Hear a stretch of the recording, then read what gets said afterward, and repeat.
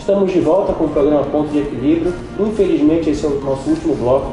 Esse tema rende bastante, mas temos recebido uma demanda muito grande por perguntas e assim, um interesse muito grande dos nossos espectadores.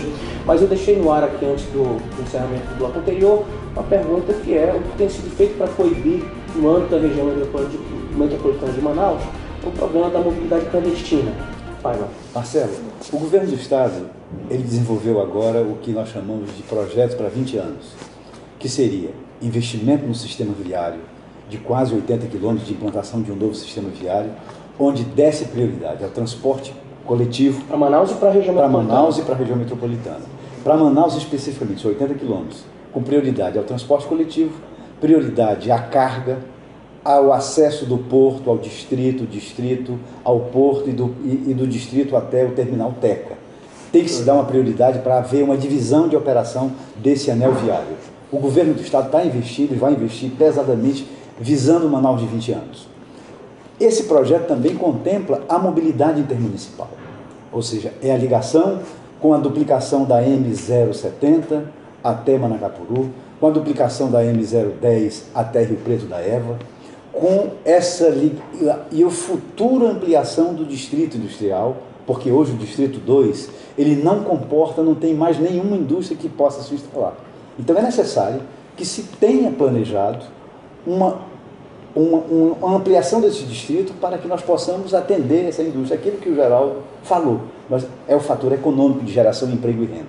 Com isso, existe um outro aspecto que nós temos que combater a clandestinidade, bem abordado por você, é o gerenciamento efetivo pelo poder público.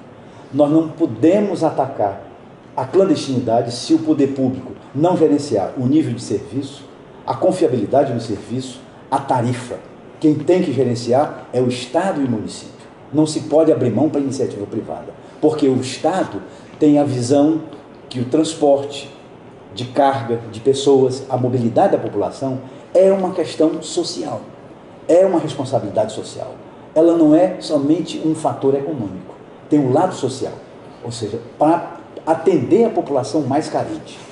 Paiva, eu vou te interromper rapidamente para que eu faça essa pergunta para o professor Geraldo, que é uma pergunta dos nossos internautas, sobre ciclismo. Nunca se vendeu tanta bicicleta em Manaus como tem se vendido agora, recentemente. Semanalmente nós temos notícias também de incidentes envolvendo ciclistas, mas enfim, é uma opção que o manauara encontrou, não só para seu recreio, mas também como um modal de transporte. A ausência de ciclofaixas, a ausência de espaços para que essas pessoas possam se locomover, ela pode ser revertida. Há intenção nas políticas públicas de se prestigiar esse modal que é sustentável, que é adequado, inclusive, para a realidade brasileira. O que o senhor acha? De novo, a gente volta na história da cidade, onde nós não tivemos nem gestões anteriores, o foco a enxergar esse modal como um modo de transporte, de mobilidade urbana. Quer dizer, hoje nós temos a cidade ocupada, as vias ocupadas com os automóveis, e o ciclista tem dificuldade de se locomover, de deslocar nos seus passeios à noite, né, as vias de menos demanda.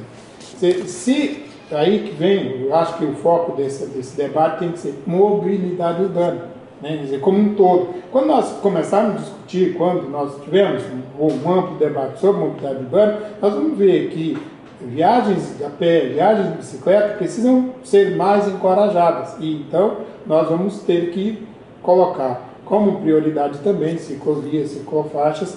Agora, no caso, vindo ser implantado, nós precisamos que elas corte toda a cidade. Não dá para ser só nas áreas menos demandadas, né? Porque senão você corre o risco de ligar o nada a lugar nenhum, né? Então, assim... Como acontece em Belém, onde há, em regiões muito densas, ciclofaixas previstas, harmonizadas com o sistema viário, e lá funciona muito bem. Sim, e assim, de novo, quer dizer, se o foco é a mobilidade, é razoável, por exemplo, a gente destinar uma faixa para o ciclista, tirando do automóvel, porque observe, nós não estamos discutindo espaço, quem é que vai usar, nós estamos discutindo mobilidade urbana.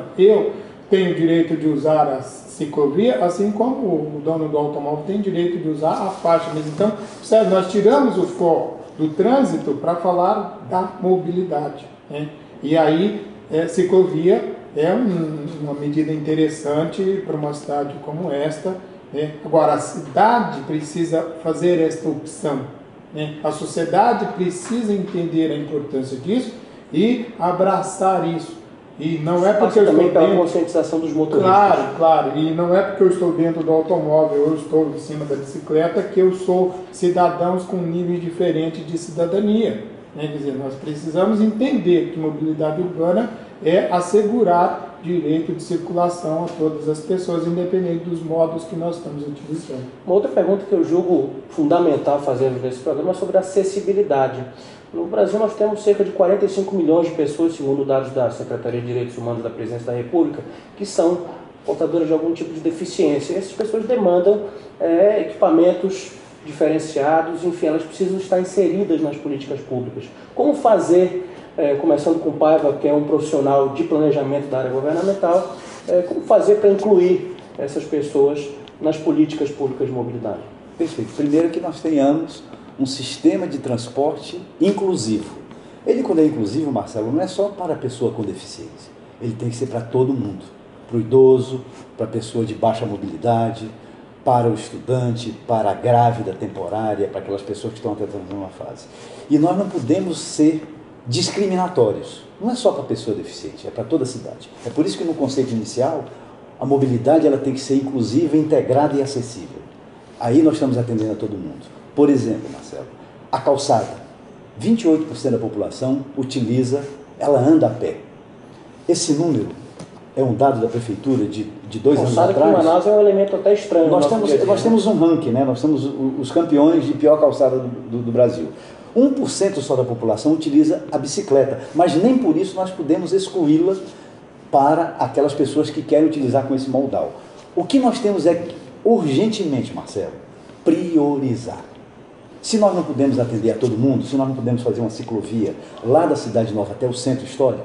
Podemos contar, então, que a tua intervenção enquanto formulador de política, ela inclui essa abordagem? Claro, é fundamental isso, porque quando nós falamos em acessibilidade inclusiva, nós estamos atacando a todo mundo, nós estamos atendendo a todo mundo, do transporte público, do transporte de fretamento, das pessoas que andam a pé, das pessoas do transporte hidroviário, que é um potencial muito grande para a região, está no nosso DNA. O transporte hidroviário ele precisa ser introduzido, mas antes, Marcelo, nós temos que melhorar o transporte público de passageiros que a maioria da população trabalha, a maioria da população utiliza.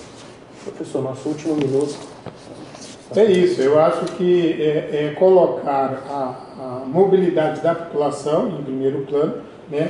E todas as medidas que venham nessa direção são bem-vindas e nós vamos resolver melhorar um pouco a questão do transporte e da mobilidade urbana de Manaus, que hoje é muito difícil, seja pelos engarrafamentos, seja pelas condições de caminhadas a pé, que são as mais difíceis do Brasil, uma das piores do Brasil. Bem, chegamos ao final do nosso programa. Eu acho que o debate foi riquíssimo. Eu queria agradecer ao engenheiro Manuel Paiva, assessor da Secretaria de Estado de Planejamento do Governo do Amazonas, pela sua presença, e ao professor Geraldo Alves de Souza, da Universidade Federal do Amazonas, que muito contribuíram para esclarecer temas que estão na ordem do dia de todos os nossos espectadores. Eu queria, antes de terminar, convidá-los a conhecer a fanpage, a visitar a fanpage do nosso programa, do Ponto de Equilíbrio, no Facebook. Deixe a sua crítica, a sua sugestão de pauta, a sua contribuição é sempre muito bem-vinda. Então, até o próximo programa e muito obrigado.